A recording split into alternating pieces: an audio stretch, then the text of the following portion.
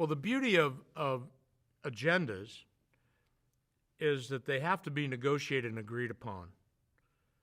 So, one of the challenges in negotiations is most people don't know how to negotiate an agenda. They don't even know what an agenda really is.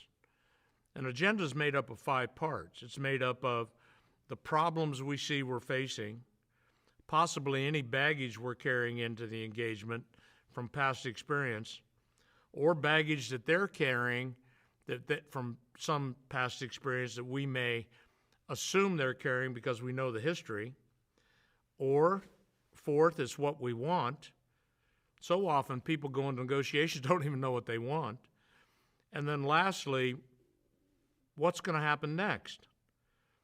And so inside the agenda, you're actually building an agreement to come to some conclusion, some decision, to get what you want.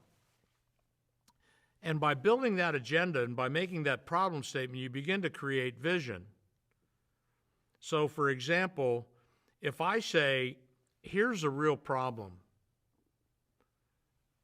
may I address the real problem?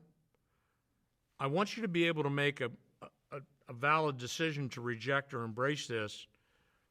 So I'd like to deal with this real problem. Do I have your permission? And then you can, because you've asked permission and hopefully they've given it to you. Now, honestly, I can't remember the last time someone said, no, don't tell me the real problem. But the point is this, is by getting that permission, then I can ask the question, well, how important is this to you? How important is the time you have to spend to accomplish this, to solve this problem? So that's one solution to moving this negotiation forward. The other is it can be as simple as an interrogative question. Now, interrogative, and I want you to think about this a second. There's 2 types of questions. There's the interrogative question, okay, the how, what, why, and use why sparingly, be careful, what, and sometimes which. Then there's the verb-led question, is, are, can, do, would, should, could. Now, the verb-led questions, think about them a moment. If I said to you, how many possible answers are there? Well, almost always I hear there are 2, but they're not. There are 3. So there's yes, no, and maybe. Now, we know that the negotiation begins with no. We know that it's dangerous ground to say yes.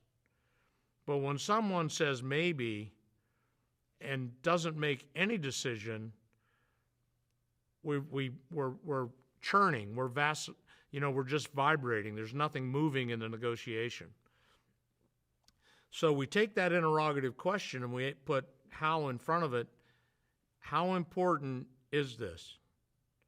And the simpler the interrogative, the better. The more we get out of the way after asking the interrogative question, the more opportunity the other person has to discover.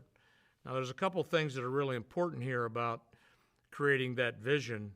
One is we want to speak in a nurturing tone, low and slow, if we can. Or secondly, we want to use a nurturing statement to precede it. For example, this is a difficult question, but how important is this to you? So we have a nurturing statement.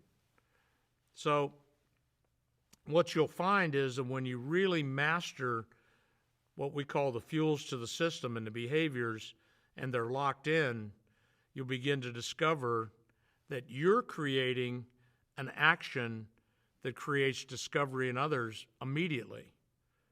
And you'll see it right in front of you. You'll see it take place, and they'll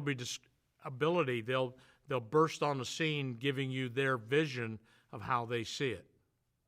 It'll work for you, trust me.